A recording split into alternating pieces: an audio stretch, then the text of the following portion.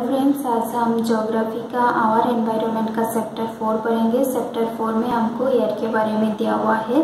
Air क्या है? हमारा जो अर्थ है, अर्थ क्या होता है? एक ब्लैंकेट से कवर होते हैं और इस ब्लैंकेट को एटमॉस्फेयर कहते हैं। जितने भी लिविंग बींग्स है वो एटमॉस्फेयर पे डिपेंड करते हैं, क्योंकि एटमॉस्फेयर से हमको सांस लेने के लिए एयर मिलते हैं और जो सन से अल्ट्रावायलेट रेडिएशन आते हैं उससे भी हमको प्रोटेक्ट करने वाला एटमॉस्फेयर ही होते हैं।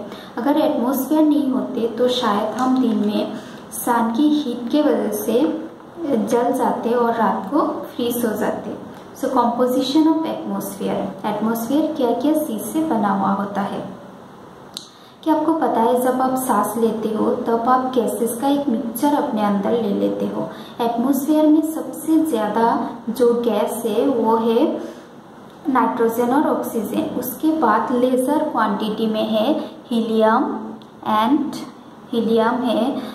उसके बाद और गैसेस है जैसे कि हाइड्रोजन है, आर्गन है। इन गैसेस के अलावा एयर में छोटा छोटा डस्ट का पार्टिकल भी रहते हैं। देखिए साइड में एक पाई का चार्ट दिया हुआ है, इससे आप पता कर सकते हैं कि हमारा जो एटमॉस्फेयर है उसमें कौन सा गैस कितने परसेंटेज में है। जैसे कि नाइट्रोजन है 78%, ऑक्सीजन है 21%, कार्बन डाइऑक्साइड है 0.03%, आर्गन है 0.93% और जो अलग अलग गैसेस है उसका जो परसेंटेज है वो है 0.04%। अब नाइट्रोजन क्या है?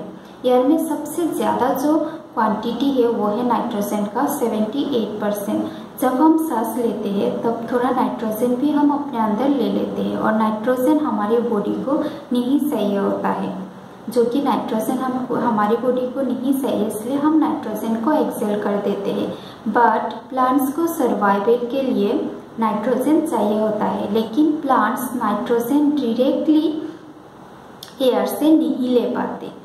इसीलिए क्या करते हैं, सॉइल का जो बैक्टीरिया होता है और कुछ प्लांट्स का जो रूट होते हैं वो क्या करते हैं, एयर से नाइट्रोजन लेते हैं और उस नाइट्रोजन का फॉर्म चेंज कर देते हैं ताकि क्या कर पाए, प्लांट्स उसको यूज़ कर पाए। उसके बाद है कि ऑक्सीजन क्या है? ऑक्सीजन क्या है? एयर में जो सेकेंड पोजीशन है क्वांटिटी के हिसाब से वो है ऑक्सीजन। ह्यूमन और एनिमल जो होते हैं वो एटमॉस्फेयर से ऑक्सीजन लेते हैं और ग्रीन प्लांट्स ऑक्सीजन रिलीज करते हैं, जिसकी वजह से ऑक्सीजन लेने के बाद भी ऑक्सीजन ख़त्म नहीं होता, क्योंकि ग्रीन प्लांट उसको प्रोड्यूस करते हैं। एक बैलेंस बना रहता है। लेकिन जब हम लोग प्लांट काटते हैं उसके बाद ये जो बैलेंस होता है ये डिस्टर्ब हो जाते हैं, इसलिए प्लांट नहीं काटना चाहिए। उसके बाद है कार्बन डाइऑक्साइड क्या है? ग्रीन प्लांट ऑक्सीजन यूज़ करते हैं फूड बनाने के लिए और कार्बन डाइऑक्साइड यूज़ करते हैं फूड बनाने के लिए और ऑक्सीजन रिलीज करते हैं। लेकिन ह्यूमन और एनिमल जो होते हैं वो कार्बन डाइऑक्साइड को रिलीज करते हैं, जिसके वजह से यहाँ पर भी एक परफेक्ट बैलेंस रहते हैं। लेकिन जब हम कोई भी फ्यूल जलाते हैं, फ्यूल जलाने के साथ साथ एक huge amount of carbon dioxide release हो जाते हैं। उसके वजह से ये जो परफेक्ट बैलेंस है वो बिगड़ने लगते हैं। उसके बाद देखते हैं क्या है।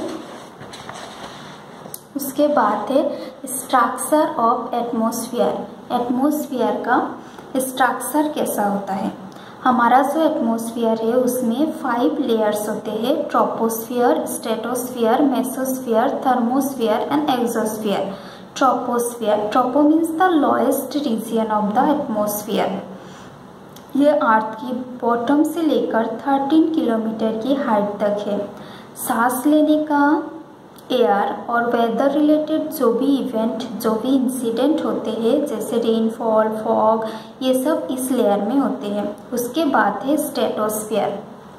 स्ट्रेटोस्फियर ये ट्रोपोस्फियर की ऊपर की लेयर है। ये अर्थ सरफेस से 50 किलोमीटर तक रहते हैं।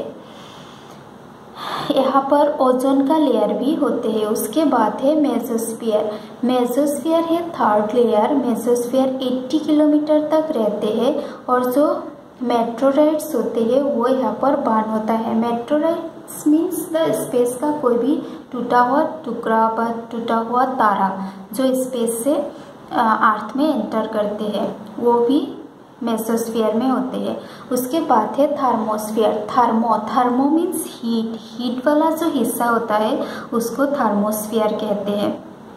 थर्मोस्फीयर 80 to 400 किलोमीटर तक रहते हैं। ये लेयर से क्या होता है, जो रेडियो वेव्स होते हैं वो अर्थ से ट्रांसमिट करते हैं और इस लेयर से रिफ्लेक्ट बैक होके फिर अर्थ में आते हैं। उसके बाद का लेयर है एक्सोस्फीयर। एक्सोस्फीयर क्या है, the upper most layer of the earth है एक्सोस्फीयर। एक्सोस्फीयर में ज़्यादा कुछ नहीं होता, कुछ लाइट गैसेस होते हैं जैसे हीलियम, हाइड्रोजन, ये सब पाए जाते हैं। सो ये है स्ट्रक्चर ऑफ एटमॉस्फेयर, 5 लेयर से बनते हैं। उसके बाद है वेदर और क्लाइमेट क्या है। आपने बहुत बारी क्रिकेट के जो फैंस हैं उनसे सुनते होंगे कि आज बारिश होगा कि नहीं, आज धूप होगा कि नहीं। सोचो अगर हमारा बॉडी एक रेडियो है और हमारा माइंड एक स्पीकर है तो हमारा जो कंट्रोल बटन होगा वो शायद वेदर होगा, क्योंकि जब हॉट वेदर होता है वो हमेशा हमको इरिटेट करते हैं, लेकिन जो हवा चलने वाला अच्छा वेदर रहता है तब मन खुश होता है, आउटिंग करने का, कभी कभी प्लान भी करने का मन करता है। कोई एक जगह का जो एवरेज वेदर कंडीशन है for longer period of time तब उसको क्लाइमेट कहते हैं।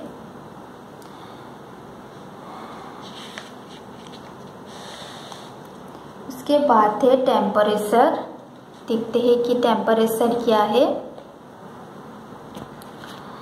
टेम्परेचर है कि हम हर दिन हमारे बॉडी में जो हॉटनेस या फिर कोल्डनेस फील करते हैं वही टेम्परेचर है। टेम्परेचर डे या नाइट में सिर्फ सेंस नहीं होता, टेम्परेचर सीजनली भी सेंस होता है। जैसे कि हमारा समर सीजन विंटर सीजन से ज़्यादा हॉट होता है। टेम्परेचर फैलने में जो इंटरफेयर करने वाला एक फैक्टर है वो है इंसुलेशन।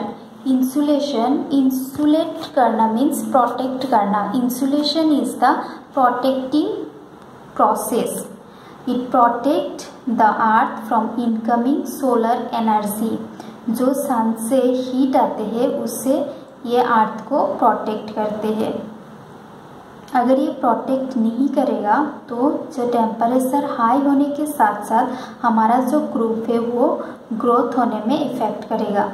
जो सिटी होते हैं उसमें क्या होते हैं, गांव से ज़्यादा सिटीज़ में जो टेम्परेचर होता है वो ज़्यादा होता है। क्यों ज़्यादा होता है, क्योंकि सिटीज़ का जो बड़ा बड़ा बिल्डिंग होते हैं, सिटीज़ का वो बिल्डिंग्स बना होता है कि कुछ कंक्रीट मटेरियल से।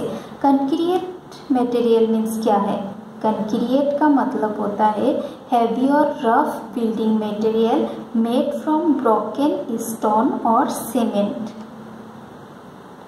और रोड में यूज होने वाला एस्फाल्ट। एस्फाल्ट मीन्स जो ब्लैक मटेरियल होता है, जो पथ का जो होल होता है उसको फुलफिल करने के लिए यूज़ किया जाता है। ये सब क्या करते हैं, दिन में जो हीट होते हैं उस हीट को एब्जॉर्ब करके रखते हैं और रात को क्या करते हैं, उसको रिलीज़ कर देते हैं। Thank you.